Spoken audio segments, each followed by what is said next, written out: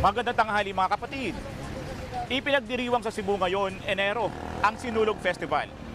Ito ay selebrasyon ng mga Pinoy para yakapin ang Kristyanismo at palakasin pa ang pananampalataya sa Diyos. Ikaw kapatid, paano mo pinatitibay ang relasyon at pananampalataya mo sa Diyos? Samahan niyo ako at magtatanong tayo dito. Sa kanya po ako kumakapit at bumihingi ng ng lakas, tibay, paano ako lumaban.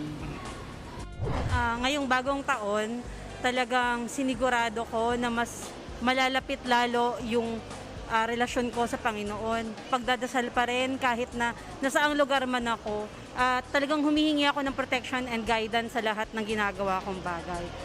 Lubos-lubos lang po akong magtitiwala, lalo na't ngayon may pinagdadaanan po kaming mabigat. Tiwala lang po at dasal, yun lang po yung panlaban namin.